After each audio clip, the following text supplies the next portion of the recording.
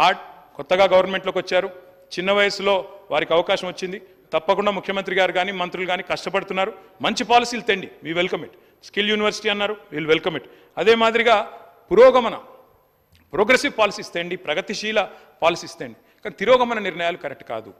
నేను ముఖ్యమంత్రి గారికి చెప్తా ఉన్నా, ఎంఏఎన్యూడి కూడా వారి దగ్గర ఉంది కాబట్టి చెప్తా ఉన్నా. ఒరిజినల్గా మేము డిజైన్ చేసింది ఏంటి సార్ అంటే, ఎయిర్పోర్ట్కి 3 రకాల కనెక్టివిటీ ఉండాలి మెట్రో అని డిజైన్ చేశాం. అందులో మొదటి phase Shamshabad outer ring road, శంషాబాద్కి ఔటర్ రింగ్ రోడ్ మీదుగా ఎందుకు తీసుకుపోయే ప్రయత్నం చేసినామంటే ఒకటే కారణం, ఎందుకంటే అందులో ల్యాండ్ అక్విజిషన్ లేదు. ఏమైందంటే రాజశేఖర రెడ్డి గారి ప్రభుత్వంలో ఓఆర్ఆర్ ప్లాన్ చేసినప్పుడు గౌరవనీయులు జైపాల్ రెడ్డి గారు అర్బన్ డెవలప్మెంట్ మినిస్టర్, మా సబితా ఇంద్రారెడ్డి గారు ఎప్పుడు చెప్తా ఉంటారు, ఆనాడు ఓఆర్ఆర్ డిజైన్ చేసినప్పుడు జైపాల్ రెడ్డి గారు ఏం చెప్పారు, రాజశేఖర రెడ్డి గారు ఏం చెప్పారు, చాలాసార్లు చెప్తా ఉంటారు సబితక్క. ఆ రోజు ఒక మాట చెప్పారు, 500 ఫీట్ల రోడ్ ఎందుకు అని మాట్లాడితే, లేదు ముందు చూపుతో మనం చేయాల్సిందే, అందులో రైల్ కారిడార్ కూడా ఉండాలని చెప్పి అధికారులు సూచిస్తున్నారు, చేయాలన్నారు. ముఖ్యమంత్రి గారు మేము తీసుకోవడానికి కారణం, అక్కడ ఓఆర్ఆర్కి శంషాబాద్కి తీసుకొని పోవడానికి మేము మైండ్ స్పేస్ నుంచి తీసుకున్న కారణం ఏంటంటే 10 లక్షల మంది ఐటీ ఉద్యోగులు ఉన్నారు, నిరంతరం ట్రావెల్ చేస్తూ ఉంటారు. ఇప్పుడు ఓఆర్ఆర్ కూడా కంజెస్టెడ్ అయింది, మీరు తిరుగుతుంటారు, మీరు కూడా మీకు తెలుసు. నా రిక్వెస్ట్ ఏమంటే అధ్యక్ష, మేము 3 రకాల మార్గాలు డిజైన్ చేశాం.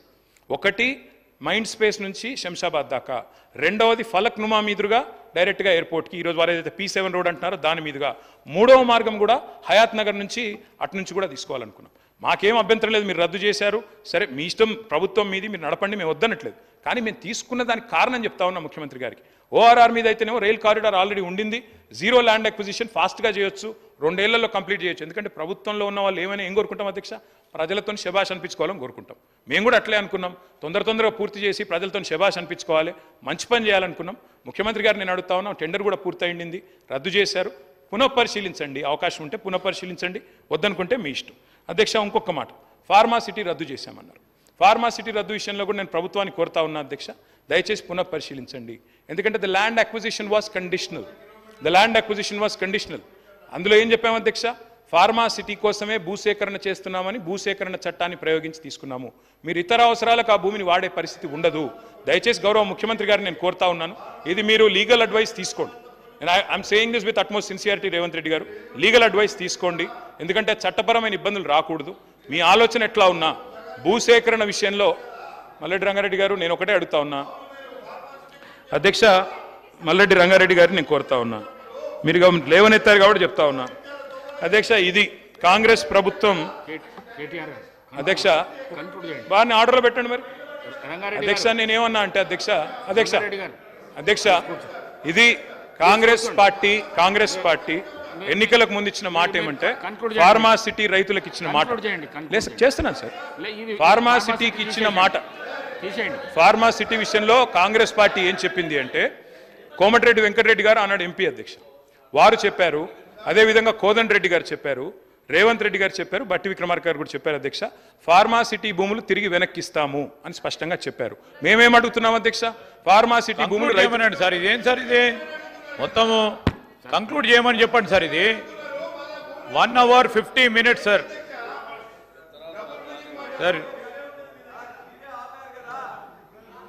అధ్యక్ష I'm making constructive suggestions, I'm requesting Revanth Reddy గారు, సీఎం గారు, నేను అడిగేది మీరు లీగల్గా అడ్వైస్ తీసుకోండి. ఎందుకంటే చట్టము ఆనాడు మనము భూసేకరణ చేసింది ఒక కండిషన్ మీద, అది కాకుండా దీన్ని దేనికి పెట్టినా కూడా మీరు న్యూయార్క్ చేస్తాం మహేశ్వరం అని చెప్పారు, ఆడ న్యూయార్క్ చేయండి, యువతల లండన్ చేస్తామంటున్నారు, మూసీని చేయండి వద్దంటలేము, యువతల టోక్యో కూడా చేస్తాం, మీరు షాబాద్ అంటే చేయండి, మేము వద్దంటలేము. కానీ ఆ చట్టం ఒకసారి చూసుకోండి, అదొక్కటి చూసుకోమని నేను కోరుతా ఉన్నా. ఫార్మాసిటీ భూములు తిరిగిస్తామన్నారు. స్పీకర్ సార్, సభను తప్పుదోవ పట్టించడానికి లేదా రైతులను రెచ్చగొట్టడానికి మీరు ఇచ్చిన దాదాపుగా 2 గంటల సమయాన్ని పూర్తి స్థాయిలో ఉపయోగించుకోవాలనే ప్రయత్నం వారు చేస్తున్నారు. వారు సూచనల ముసుగులో మోసమనే ప్రణాళికను పకడ్బందీగా ప్రజల మెదళ్లలో చొప్పించడానికి ప్రయత్నం చేస్తున్నారు. నేను తమరి ద్వారా వారికి చేసే సూచన ఏంటంటే, 10 సంవత్సరాలు పరిపాలన చేసినారు, మీ అనుభవాలు మీకున్నాయి, మీ వల్ల ప్రజలకు కూడా కొన్ని అనుభవాలు ఉన్నాయి. ఆ ప్రజల అనుభవాల మేరకే ప్రజలు ఒక తీర్పు ఇచ్చిండ్రు. 10 సంవత్సరాలు ఏలిన మీరు 10 నెలలు కూడా పూర్తి చేసుకొని ప్రభుత్వం మీద కొన్ని వందల ఆరోపణలు చేస్తున్నారు, నాకేం అభ్యంతరం లేదు, అది మీ విజ్ఞత, మీ అవగాహన. అదేవిధంగా ఈరోజు వారు సిరిసిల్ల చేనేత కార్మికుల గురించి బతుకమ్మ చీరల గురించి వారు గొప్పగా చెప్పిండ్రు. నాకేం అభ్యంతరం లేదు. చేనేత కార్మికులకు పని కల్పించడం కోసం ఆనాడు ప్రయత్నం చేసి ఈ పథకాన్ని ప్రవేశపెట్టినామన్నారు. 2017-18లో నాకు తెలిసినంత వరకు మొట్టమొదట ఈ చేనేత కార్మికులకు బతుకమ్మ చీరల పథకాన్ని ప్రవేశపెట్టారు. నేను సూటిగా వారిని అడుగుతున్న ఒకటే మాట, అక్కడ ఇక్కడ డొంక తిరుగుడు కాకుండా మీరు ఈ పథకాన్ని ప్రారంభించిన సంవత్సరం మీరు సిరిసిల్లలో నేత కార్మికులకు పనిచ్చి బతుకమ్మ చీరలు తీసుకొచ్చి ఆడబిడ్డలకు పంచిపెట్టినరా, లేకపోతే మీ బినామీలకు కాంట్రాక్ట్లు ఇచ్చి సూరత్ వెళ్ళి సూరత్లో మీ తూకం కింద చీరలు తీసుకొచ్చి చీరల సైజు కంటే సైజు తక్కువ కట్ చేసి దండి కొట్టి ఆడబిడ్డలకు పంచిపెడితే ఆడబిడ్డలు తిరుగుబాటు చేసి ఇవి బతుకమ్మ చీరలు ఆడబిడ్డలు కట్టుకునేటివి కావు అని చెప్పి ఆడబిడ్డలు తిరుగుబాటు చేసిన మాట వాస్తవం కాదా? తమరి ద్వారా వారిని నేను ఏమడగదలుచుకున్నా అంటే ఒకటే మాట, స్ట్రైట్గా సమాధానం. మీరు పథకం ప్రారంభించిన రోజు పేదలకు ఇచ్చిన చీరలు సిరిసిల్ల చేనేత కార్మికులు నేసినాయా? సూరత్కి వెళ్ళి కిలోల కింద తూకంలో కొనుక్కొచ్చి కమిషన్లు కొట్టి పేదలను మోసం చేసిండ్రా లేదా వారు చెప్పాలి. నెంబర్ 1 అధ్యక్ష. నెంబర్ 2, వారు అధికారం కోల్పోయేటప్పటికి మీరు అదే సిరిసిల్ల చేనేత కార్మికులకు 275 కోట్ల రూపాయలు బతుకమ్మ చీరల బకాయిలు పెడితే మా ప్రభుత్వం వచ్చిన తర్వాత మా మంత్రి పొన్నం ప్రభాకర్ గారు, మా ఆది శ్రీనివాస్ గారు వస్తే 100 కోట్ల రూపాయల బకాయిలు విడుదల చేసింది నేనా కాదా? ఓసారి రికార్డులు చూసుకోవాలి అధ్యక్ష.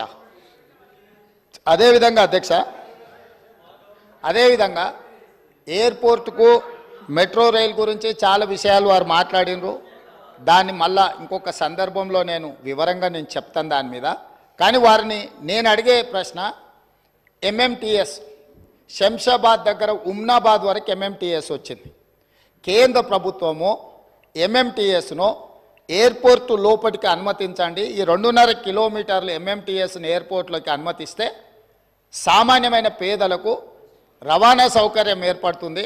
హైదరాబాద్ మహానగరాన్ని నుంచి అంతర్జాతీయ ఎయిర్పోర్ట్కు ఎంఎంటీఎస్ ఏర్పాటు చేస్తామని కేంద్ర ప్రభుత్వం దాదాపుగా 7 సంవత్సరాలు 2.5 కిలోమీటర్లు భూమి ఆ ఎంఎంటీఎస్ నిర్మించడానికి అడిగితే మేము ఇవ్వము, ఈ పథకమే అక్కర్లేదు అని ఎంఏయుడి మినిస్టర్గా ముఖ్యమంత్రిగా చంద్రశేఖరరావు గారు, తారక రామారావు గారు కేంద్ర ప్రభుత్వం అతి తక్కువ ఖర్చుతో అంతర్జాతీయ ఎయిర్పోర్ట్కు ఎంఎంటీఎస్ నిర్మిస్తామంటే వద్దని తిరస్కరించిన మాట వాస్తవమా కాదా? ఒకవేళ మీరు కాదు అంటే ఆ వివరాలు అన్నీ కూడా తీసుకొచ్చి సభలో పెట్టి సభ ద్వారా తెలంగాణ ప్రజలందరికీ కూడా వారు ఎందుకోసం ఎంఎంటీఎస్ పేదలకు ఉపయోగపడే జస్ట్ 2.5 కిలోమీటర్స్ ఉమ్నాబాద్ నుంచి ఎయిర్పోర్ట్ లోపలికి అనుమతి ఇవ్వకపోవడానికి గల కారణము, దీని వెనకాల ఉన్న కుట్ర, దీని వెనకాల ఉన్న ఆర్థిక రాజకీయ ప్రయోజనము ఏందనేది కూడా ఈరోజు తెలంగాణ ప్రజలకు తెలవాలి. మూడవది, ఈరోజు ముచ్చర్ల దగ్గర భూసేకరణకు సంబంధించి వారికి వారే ఊహించుకుంటుండ్రు, వారికి వారే కాయించుకుంటుండ్రు, వారికి వారే రెచ్చగొట్టే ప్రయత్నం చేస్తున్నారు, వారికి వారే భూసేకరణలో కండిషన్స్ పెట్టినమంటుండ్రు. మళ్ళీ ఇవన్నీ చెప్తూనే మీరు న్యూయార్క్ చేయండి, మీరు డల్లాస్ చేయండి, నేను ఎప్పుడూ మీలాక ఓల్డ్ సిటీని ఇస్తాంబుల్ చేస్తా అని, వరంగల్ని లండన్ చేస్తా అని, కరీంనగర్ని న్యూయార్క్ని చేస్తా అని ఇట్లాంటి అబద్ధాలు నేను ఎప్పుడు చెప్పలే. ట్యాంక్ బండులో నీళ్లను కొబ్బరి నీళ్ళలాగా చేసి ఎత్తుకొని తాగేటట్టు చేస్తా అని నేను ఎప్పుడు చెప్పలేదు అధ్యక్ష. నేను స్పష్టంగా తమరి ద్వారా వారికి ఏమైనా అనుమానం ఉంటే ఈరోజు అక్కడ భూసేకరణకు సంబంధించి ఫార్మాసిటీతో పాటు అలైడ్ ఇండస్ట్రీస్ కోసం భూసేకరణ చేస్తున్నామని నోటిఫికేషన్లు ఇచ్చిండ్రు. కావాలంటే ఆ నోటిఫికేషన్ నేను అధికారులకు చెప్పి తెప్పిస్తాను. దాంట్లో ఉన్న కండిషన్స్ ఏంది, ఏ మేరకు అక్కడ భూసేకరణ జరిగింది, భూసేకరణకు నోటిఫికేషన్ ఇచ్చిండ్రు అనేదాన్ని నేను స్పష్టంగా వారికి చెప్తాను అధ్యక్ష. ఈరోజు ఆజమాబాద్ ఇండస్ట్రియల్ ఏరియా ఆనాడు ఇండస్ట్రీస్ పర్పస్కు అదర్ పర్పస్కు గవర్నమెంట్ ఇచ్చింది. ఈనాడు ఈ ప్రభుత్వము వాటిని మొత్తం రెసిడెన్షియల్ కింద మార్చుతామని పాలసీ మార్చుకోలేదా అధ్యక్ష? దాంతో భూసేకరణ భూమి అంతా బద్దలైపోయిందా? ఈరోజు ప్రభుత్వం ఫార్మా అండ్ అలైడ్ ఇండస్ట్రీస్తో పాటు అక్కడ నేను తమ ద్వారా వారికి ఈ మహానగరంలో పెట్టుబడులు పెట్టే పెద్ద కంపెనీలకు ఉద్యోగ ఉపాధి అవకాశాలు కల్పించే సంస్థలకు నేను చెప్పదలుచుకున్నా. అక్కడ skill university, young India skill university రేపు సాయంత్రం 4 గంటలకు ప్రారంభించబోతున్నాం. ఇంతగా ప్రోత్సహిస్తామని చెప్పిండు కదా. ప్రతిపక్ష పార్టీ నుంచి వచ్చి భాగస్వామ్యం చేయండి. ఈరోజు హైటెక్ సిటీ దగ్గర ఉన్న నేషనల్ అకాడమిక్ ఆఫ్ కన్స్ట్రక్షన్ ఎన్ఏసిని మేము అక్కడికి షిఫ్ట్ చేసి పెద్ద ఎత్తున స్కిల్ సెమీ స్కిల్డ్ అందరికీ నిరుద్యోగ యువకులకు నేర్పించాలి. అక్కడికి దాన్ని బదిలీ చేసి అక్కడ పెద్ద ఎత్తున వ్యవస్థను ఏర్పాటు చేయాలనుకుంటున్నాం. దాన్ని ప్రోత్సహించడానికి దాంట్లో ఆ కార్యక్రమాలలో పాల్గొనడానికి మీరు ముందుకు రండి.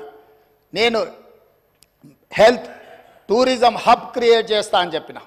స్పోర్ట్స్ యూనివర్సిటీస్, ఈరోజు యువకులు గంజాయి అని డ్రగ్స్ అని ఉద్యోగ ఉపాధి అవకాశాలు దొరకక వ్యసనాలకు లోనయ్యి తప్పుదోవ పడుతున్నారు. కాబట్టి తెలంగాణ సమాజంలో ఉన్న లక్షలాది మంది నిరుద్యోగ యువకులకు ఒక సాంకేతిక నైపుణ్యం నేర్పించి ఈ రాష్ట్రం ఈ దేశంలోనే కాదు మిడిల్ ఈస్ట్ కంట్రీస్ నుంచి వివిధ దేశాలకు వెళ్ళి ఉద్యోగ ఉపాధి అవకాశాలు పొందాలి అని చెప్పి అక్కడ స్కిల్ యూనివర్సిటీతో పాటు ఇతర దానికి సంబంధించిన నైపుణ్యం కలిగిన విద్యా అవకాశాలు కల్పించే యూనివర్సిటీలకు నేను అక్కడ అవకాశం ఇస్తానని చెప్పిన అధ్యక్ష. అదేవిధంగా హెల్త్ టూరిజం, ఈరోజు మిడిల్ ఈస్ట్ కంట్రీస్ నుంచి ఇతర దేశాల నుంచి ఆయా దేశాలలో వైద్య పరిస్థితులు లేక అక్కడ వసతులు లేక ఈరోజు భారతదేశంలో ముఖ్యంగా హెల్త్ సిటీగా డెవలప్ అయిన హైదరాబాద్కి వేలాది మంది ఇక్కడికి రావాలనుకుంటున్నారు అధ్యక్ష.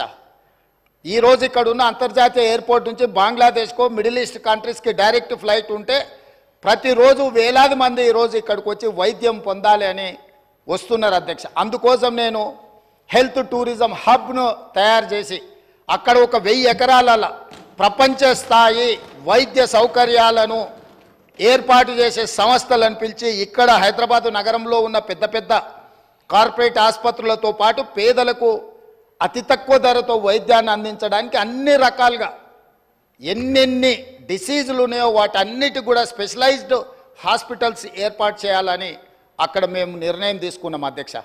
అదేవిధంగా స్పోర్ట్స్ అండ్ గేమ్స్, చిన్న చిన్న దేశాలు ఒలింపిక్స్ లాంటి పోటీలలో వాళ్ళు ఎన్నో పథకాలు తీసుకెళ్తారు.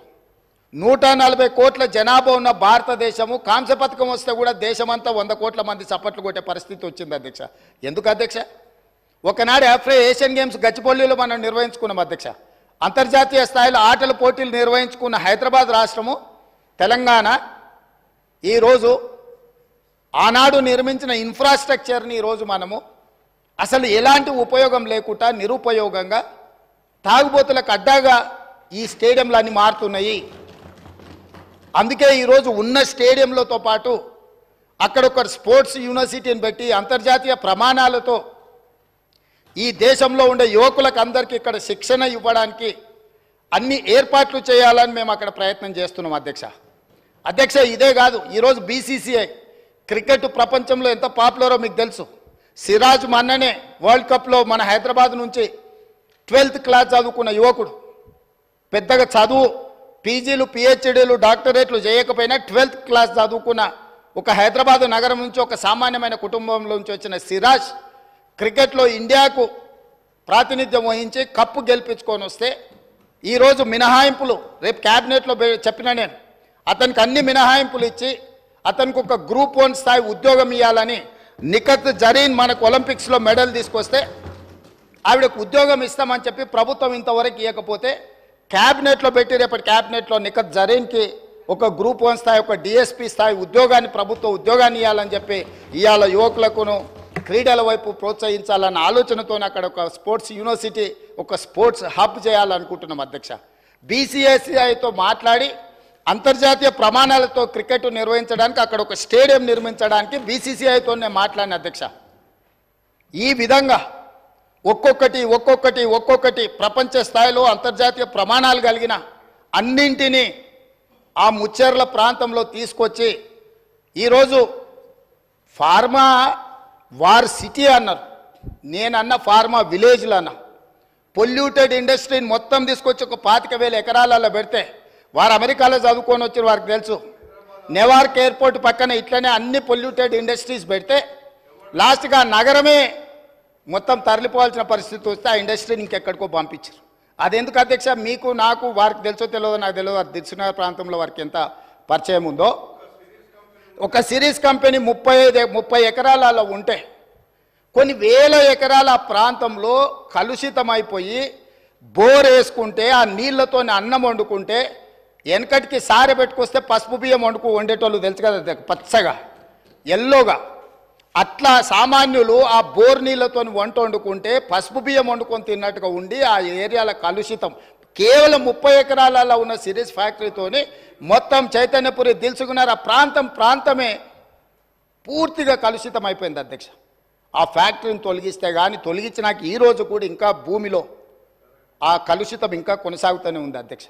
అందుకే నేను ఆ ఏరియాలో ఇట్లాంటి పొల్యూటెడ్ ఇండస్ట్రీ కాకుండా జినోమ్ వ్యాలీలో ఏదైతే ఫార్మా రిలేటెడ్ ఇండస్ట్రీస్ ఉన్నాయో, ఫార్ములేషన్స్ అంటే ట్యాబ్లెట్స్ చేసేటివి ఉన్నాయో, R&D ఉందో, రీసెర్చ్ అండ్ డెవలప్మెంట్, ఇప్పుడు IDPL బంద్ అయిపోయింది అధ్యక్ష.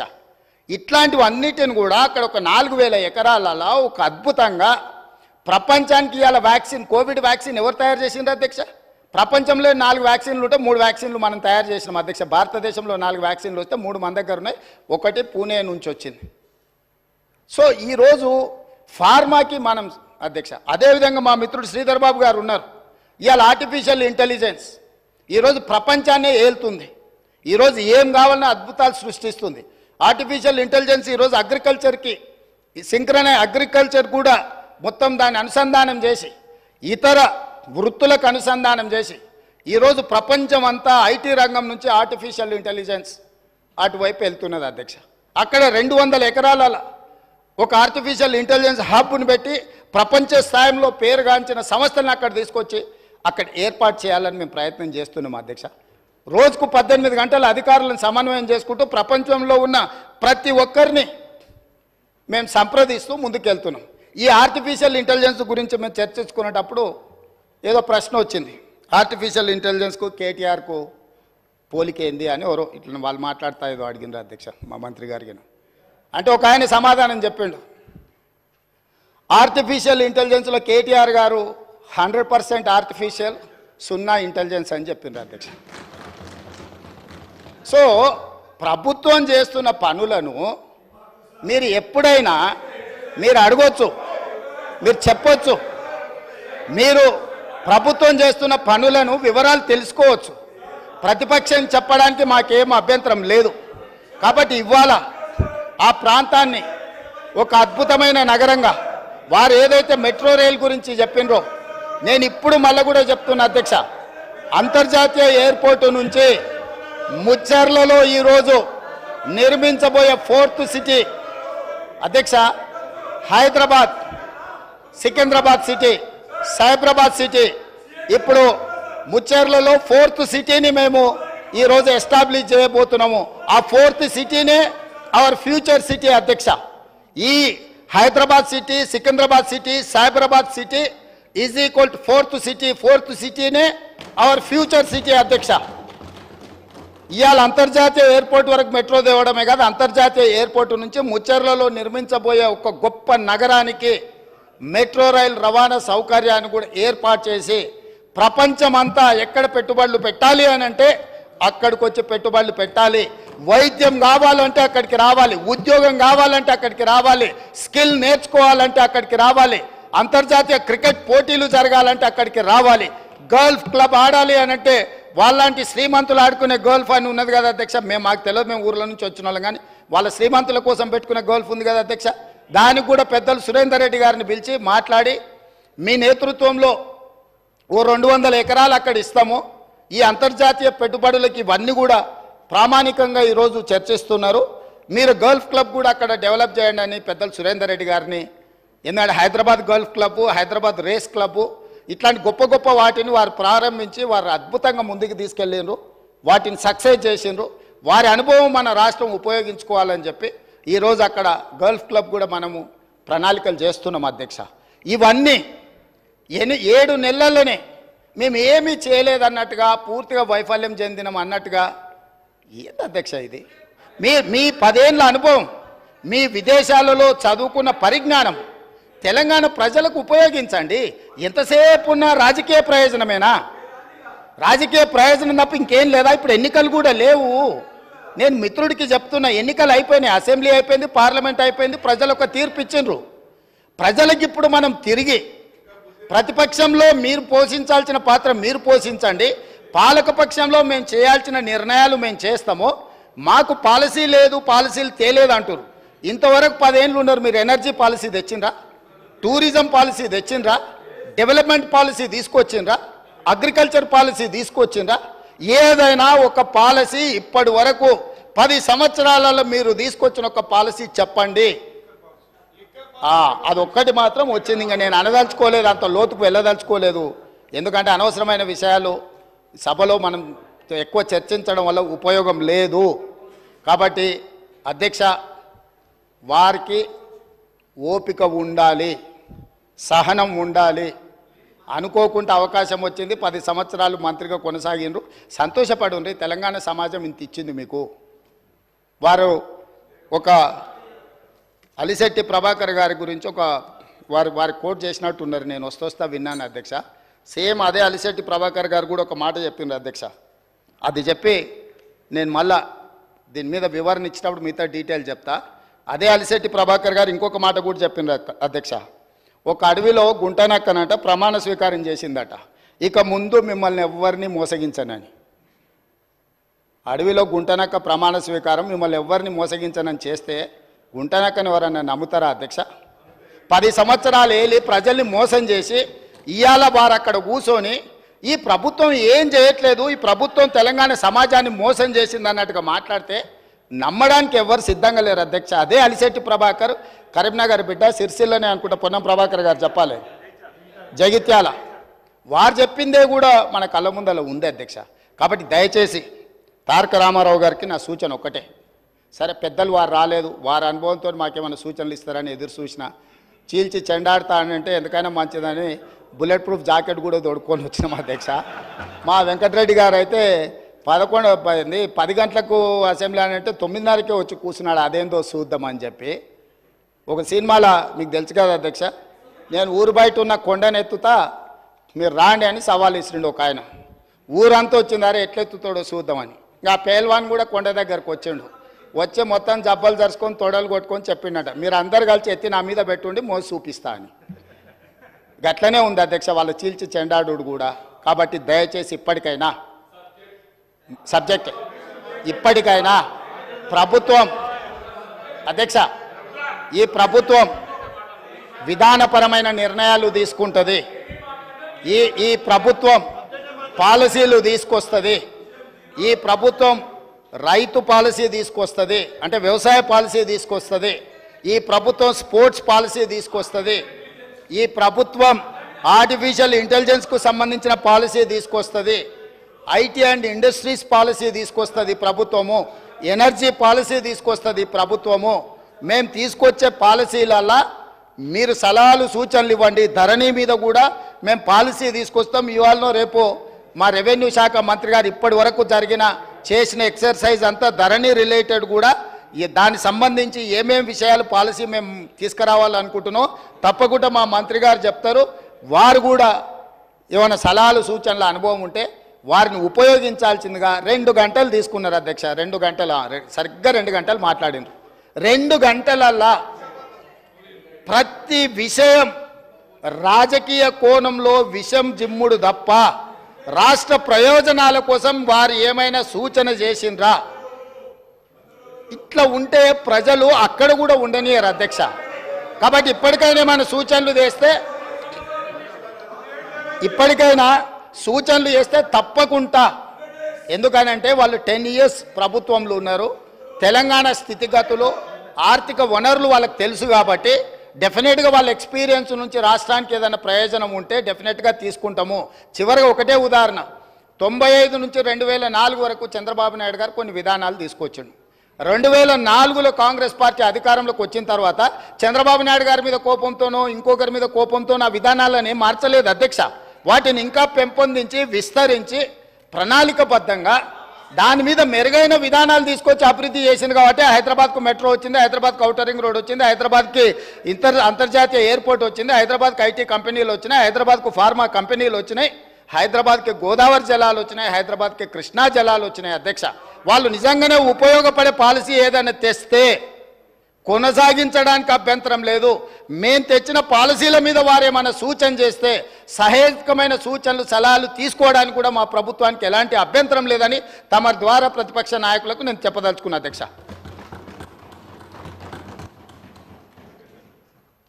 I thank the Honorable Chief Minister for his intervention.